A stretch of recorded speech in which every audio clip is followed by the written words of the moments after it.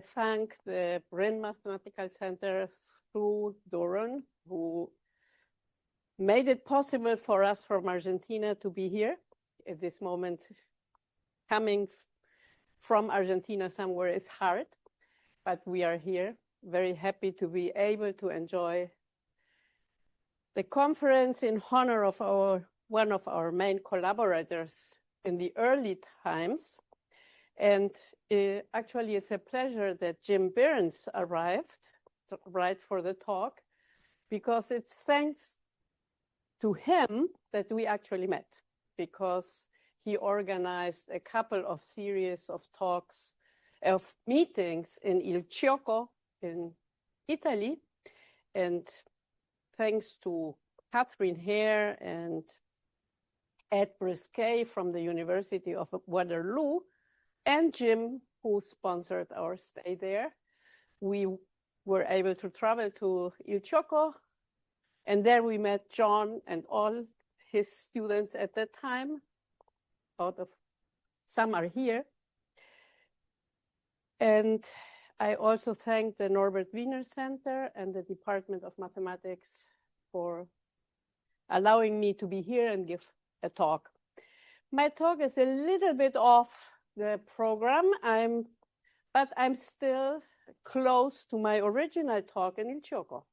So I'm going to talk about fractals and not about frames. So the title is about intermediate dimensions, a tool to fine-tune classification. What do I mean by this is I have sets and I want to be able, let's think for one moment that toy application is a cell, and you look through them with a microscope, and you want to define, is this cell the cell of a healthy individual, or does it manifest some sickness? And then you try to find some way to distinguish different cells. And one of the ways they did it is with dimensions. And I will go a little bit into this. So first of all, I talk about my co-authors. They are two ex-students. He is already graduated. He's not. He's still a PhD student. One is from a university in the west of Argentina. San Luis is the province, and this one is from Buenos Aires. So what I mean by dimension, how do we look at a set in the plane where E is my set, and I want to look at the size of the set. All of you are mostly working in analysis, and so for you, you say almost every point, and this is for you very fine, but almost every means a set of measure 0, and those are the sets that I'm looking at exactly. So those sets that you discard when you integrate and so on, these are the sets that we are really interested in. And so the first thing we need to, well, we will define a covering. So here we go with something which is more familiar to all of you. So we have a covering by sets, and we take, for each delta, we take sets of diameter delta, where diameter is, we can do this in a general metric space, like Chris was interested in that moment. But we would think of in Rn or the plane, whatever is the easiest, or even on the line. And we cover with sets, and we look at the sum of the diameters of these sets at the power s, and the diameter is only less than delta. And then we let delta go to 0 from the right, and this will be called the Hausdorff S measure of a set. Hausdorff in 1906 introduced this notion of the dimension. In fact, Karateodori had first, what was the interest? They wanted to measure sets in Rn, which were measure zero. But for example, you have a line or you have a plane, and they are very different, and you could not distinguish between these. So Karateodori introduced what was called the K measure of a set in Rn when K is smaller than n. Obviously, it was measuring zero if you take covers with n cubes, but if you take cover with k cubes, you may have positive measure. And then Hausdorff said, well, I'm just making a little improvement, very little, on Karateodori's theory, and allow S to be any real number, not just integers, which were what Karateodori did. And then if you look at this HS, I didn't do too much introduction, but if S is big, then it's very easy that this is zero. For example, when you have S equal to n in Rn, my sets that are almost everywhere, the ones that AE zero measure, so they will measure zero. But then as you go smaller with S, this decreases, and then you can say that the dimension of a set, Hausdorff dimension of a set, is the infimum of all these S's, such that for every epsilon, there exists a covering that makes this smaller than epsilon. And here the point which I'm making is that I have no restriction on the diameter of the sets, except that they are smaller than delta.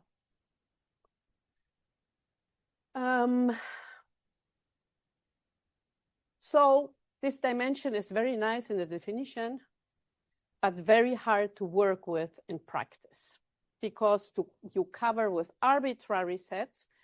So immediately, when you wanted to calculate the dimension, this was very hard.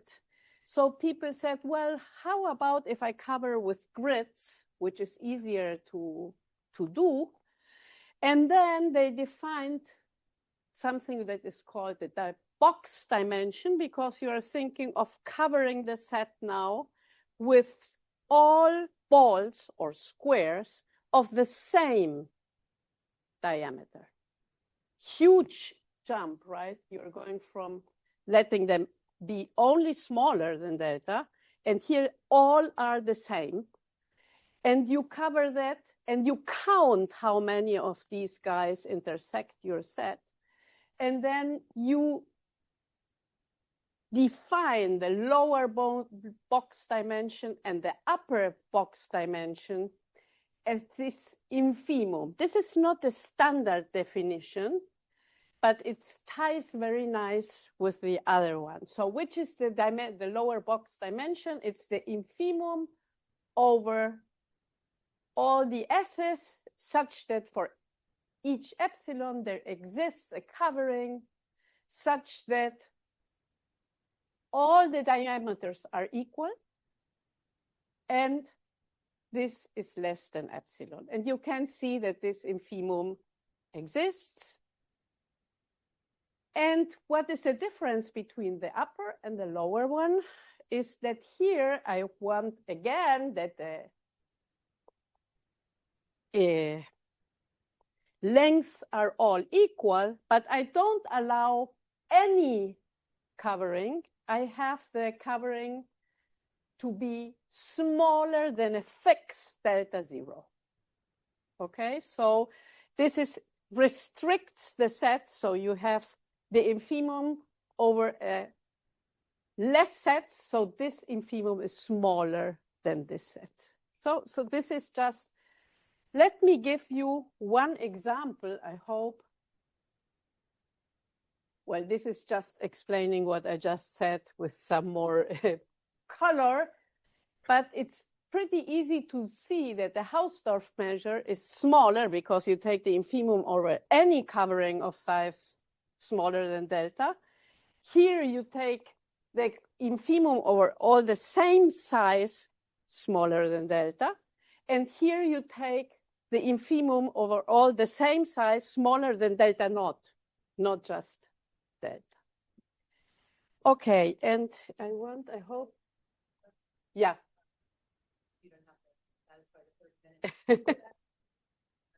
So clearly, if you take an infimum, the smaller set, it's not, you have the bounding that you say, but can you maybe give me some intuition why I would expect it? Like, should I expect that if I look at the set where I'm taking an infimum with the delta bounded above by delta zero paired to delta bounded below by delta zero? Like those. Well, wait a second. Okay, so this is very pertinent to this talk. So later I will have an answer. So I don't want to jump 5 slides. So let me give an example. So we take the sequence 1 over n or 1 over n to the p. Well, these are obviously a sequence of numbers. What is the dimension you guess on the line? Well, clearly everybody knows that Hausdorff dimension is an excellent dimension. So it's the union of points, and points have Hausdorff dimension 0. So we all know that Hausdorff dimension of this is 0, or believe easily that the Hausdorff dimension is 0. How about the box dimension? I hope I have the right slide now. Yeah. So how do I compute the box dimension? I need to count how many boxes I need to cover my set and divide it by the length of the boxes. Here, that's why I have log delta. And I didn't give the equivalence, but this is the limit when delta goes to 0 of this. N delta of epsilon is the number of boxes I need that have non-zero intersection of my set divided by log delta. Imagine that you have delta to the S block boxes, then you divide by, it's S divided by log n. So let's look at the sequence 1 over n to the p. I make a very. So how many boxes of length delta do I need? Remember that we are going delta to 0, right? So I take a delta. Well, delta will be somewhere here. And I need to look at the distance between 2, because for each of the guys that have distance bigger than delta, I need a single block, okay? So what is the distance between 1 over n to the p and 1 divided by n plus 1 to the p? Essentially, it's of the order of p divided by n to the p plus 1, right? You make this difference, you take common denominator, it's pretty easy. So whenever delta is of the order of p over n divided by p plus 1, I need 1 over n to the p plus 1 boxes to cover the set. P times this, but p, when you take logarithms, disappears, right? So what will be the limit when I take this count? Well, delta is of this order divided by delta. When I take the log, this will be 1 over p plus 1, right? So delta is of the order this.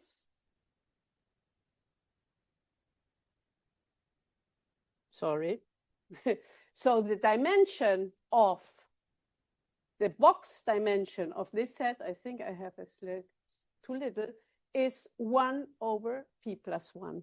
Because take log of this and make the necessary adjustment, and then you get this. So what does it mean? Hausdorff 0, box 1 over p plus 1. So there's a huge gap in between 0 and 1 over p plus 1, which you cannot distinguish. All the sets in between have the same, all the sets have either 0 and 1 over p, or 1 over p plus 1. So there recently some Fraser, Falconer, Kempton, Banaji, and more people defined intermediate dimensions. And here, Emily, you have your answer. What do you say? You don't let delta be smaller than delta 0, but you let the set not only be bounded by above, but also by below. So the set, the diameter of the set has to be in between diameter to the 1 over delta and delta. Delta to the 1 over delta and delta. Okay, and theta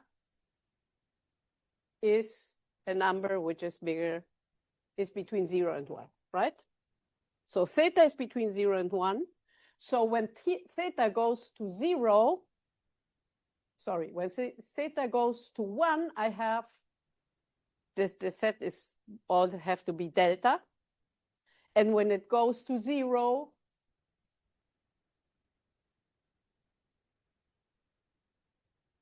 the small number to a high power, so that's going to 0. Let's go to 0 because this goes to infinity and this is lower than 1. So sorry. Okay, so in fact, well, the lower and the upper, I need to put both definitions because these limits not always exist. And so I put two definitions, it's the upper and the lower. I'm just working with one because I just want to show that this interpolates. And it's a fact that the Hausdorff dimension of F is equal to the lower 0 intermediate dimension of F, and the box dimension is the 1 when theta is equal to 1, when all the ones have to be for theta. And I hope I have the fact is that these inequalities are all true. So there is an inequality between Hausdorff dimension, lower theta, upper box, and lower theta, lower box, and n. So you get this interpolation. And I think the most important thing is that this function, which for each theta assigns the dimension theta, is a continuous function in the open 0, closed 1. Sometimes it continues at 0, sometimes not. So this is not always. And let's look what happens here. So here we had that the box was on 1 over n plus 1 and 1 over p plus 1. Well, if you make the computation with theta, you get that now the dimension, in this case, they coincide, the lower and the upper, but it's theta over p plus theta. Okay, so you go, if you look, Emily has it good with her little things. If you go with theta almost 0, this is 0. And if theta is 1, we are at 1 over p plus 1. So we go from 0 to 1 over p plus 1, right? And the nice thing is you say, okay, if I take any number between 0 and 1 over p plus 1, can I find a set E such that the dimension of this set is exactly this alpha, this number? Well, and you say, yes, if I'm with this sequence, then I take theta equal alpha p over 1 minus alpha. It's just a computation. And this set 1 over n to the p will have dimension theta. Let me put dimension theta equal alpha. Well, when theta is alpha p over 1 minus alpha, then the dimension of the set will be alpha. There was a caveat that there exist sets where the Hausdorff dimension is strictly between the dimension of the set is the Hausdorff dimension is strictly smaller than the dimension of E, but there is no set which in the middle has a dimension in the middle of these two numbers. So therefore, Banashi, who is a very smart, very young postdoc in Finland now, I guess Finland, maybe it's, and he generalizes this even further for intermediate dimensions. Instead of delta to the 1 over theta, he takes phi of delta, a function of delta between, so the length has to be between phi of delta and delta, and if phi is equal to phi of delta is equal to delta to the 1 over delta, then this is the definition before.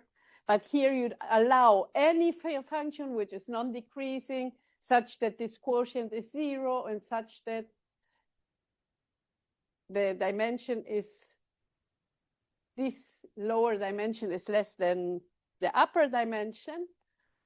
And for this, he is able to prove that now you do have for each value in between the Hausdorff dimension and the box dimension a set which will satisfy that the phi dimension is exactly the prescribed value that you want.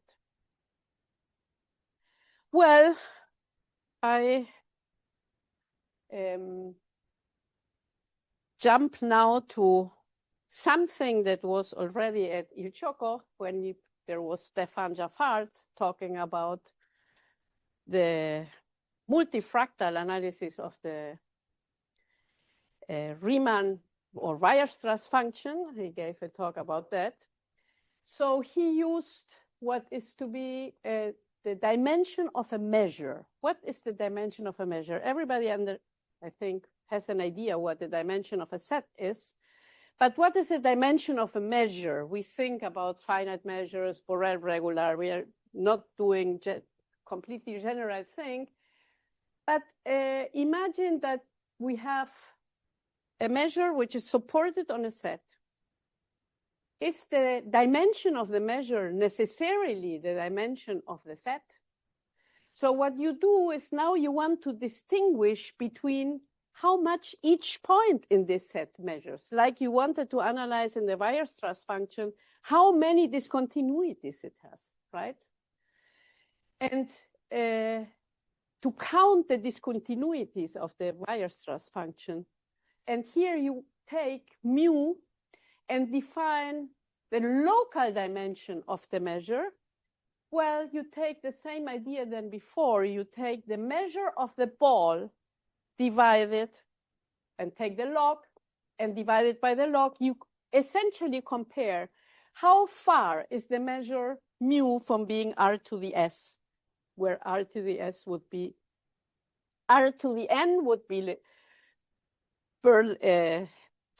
Lebesgue measure, and now we go slower, and r to the s would be how the measure measures. If the measure is completely regular, each point would essentially have a ball that measures r to the s, and so the dimension would be s. And you have the lower limit and the upper limit because this limit does not necessarily exist. So the Hausdorff dimension of a measure is the infimum of the Hausdorff dimension of E, where E is Borel and the measure of E is positive. So this is one definition. So you take all the sets, in particular all the balls around points, right, where the measure is positive, and then you take the infimum of all these dimensions, or you take it as the supremum over all the S's, such that the local dimension is smaller or equal than S. For mu, almost every X, not the back, almost every X.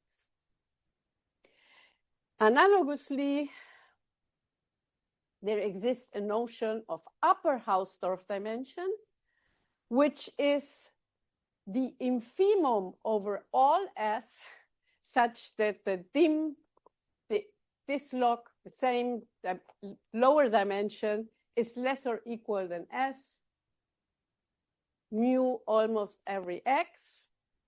And I give you a second to think about this.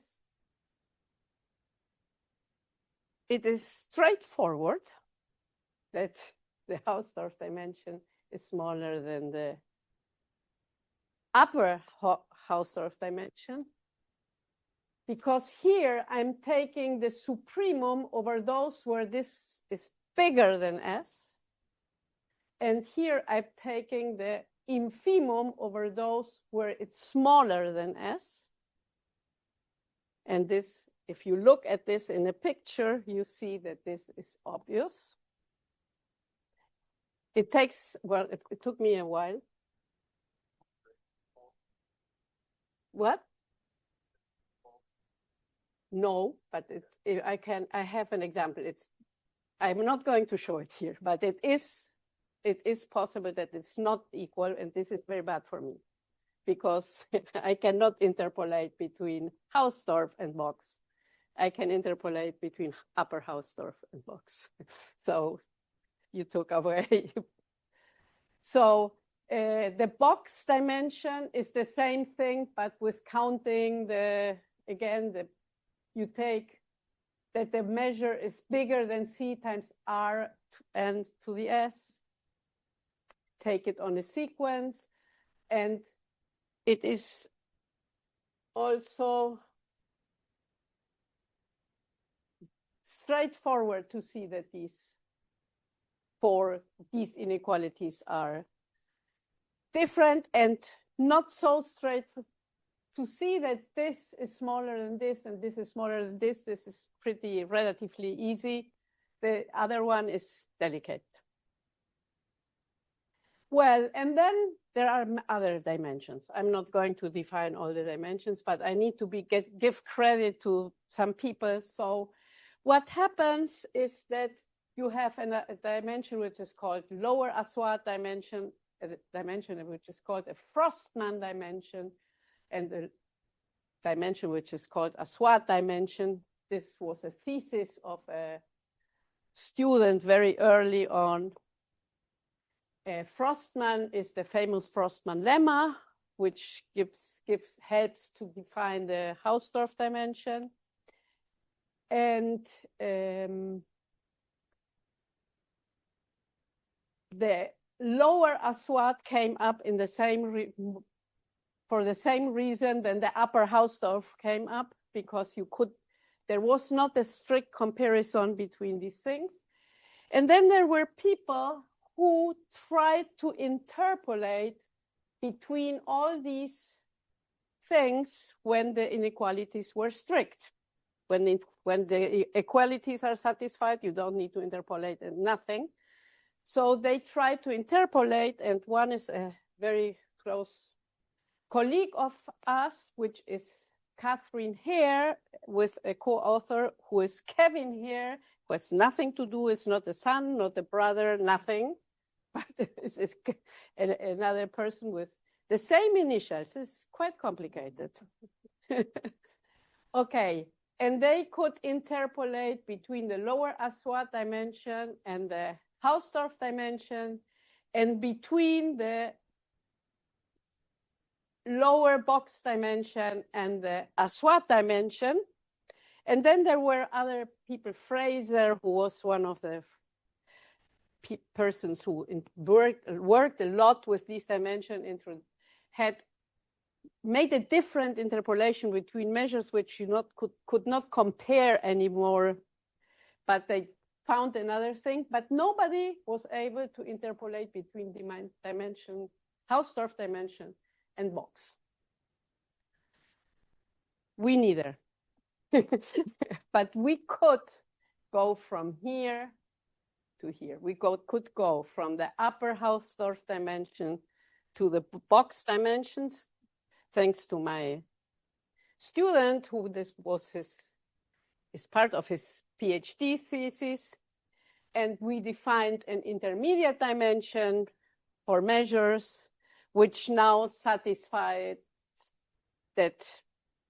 I'm not going into the detail. I think it is even though I have the time, but I think it's the intervals are again like you take delta n to the 1 over delta theta, and it's just a technical definition. And you can prove that the upper Hausdorff dimension is less than this, less than the lower. The upper Hausdorff is less or equal than the lower theta, and the lower theta is lower than the box, and the Hausdorff is less than the upper theta, and this is less than the upper box. So you go from the upper Hausdorff and the. But what happens to this? Why do you care? Why do you still work on intermediate dimension for measures when you already had all the intermediate dimensions for sets? So the question is, why would you insist on trying to do that? Well, because it's very hard to compute these dimensions. And so it is, I put an example, which I hope I can convince you with, where you want to see if two sets are two measures are different. And in fact, you want to compute some box dimension of a set, and you cannot. So let me go through this set. We take the sequences 1 over n to the p. We think of this in Rn, but the picture is in R2. So you take the circles of diameter of radius 1 over n to the p.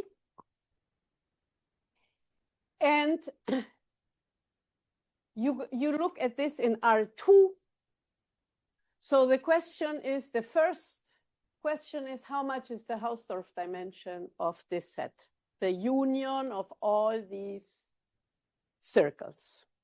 Well, this is a countable number of unions. So if we can compute each Hausdorff dimension, and these are circles, right? So we know that the Hausdorff dimension of a circle is like the one dimension, because the Hausdorff one measure is different from 0, but because the Hausdorff one measure is like taking the length of the circle. So the Hausdorff dimension of these guys is 1. If you look at our n, it would be n minus 1, like if we think of the spheres of dimension. How about the box? Should be easier to compute the box dimension. And it's in fact very difficult. It's not easy to compute the box dimension. However, it is easy to compute the dimension of measures, which then will help us find the box dimension of the set. So consider a P such that the measure of this, the Hausdorff measure of these circles, is finite. Okay, let's think here. What is the Hausdorff? What is the length of a circle is essentially the r to the, in this thing, 2 pi r, right? So essentially r. So if it's, the circle is of radius r to the p, then you take, or which was this length, 1 over n to the p, the dimension would, the length is 1 over n to the p, and then you want to sum this up, and you want that this sum is finite. So this would give me the measure of the set would be finite, a number.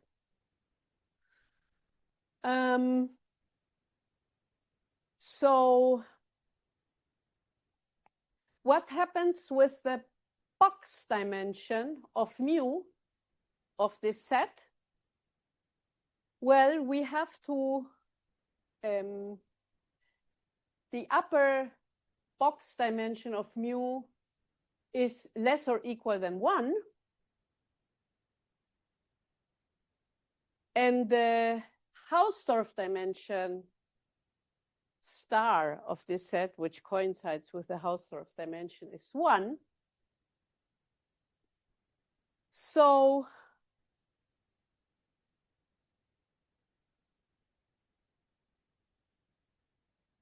since the Hausdorff dimension is 1 and the upper box dimension is 1, all the intermediate dimensions are 1. And therefore,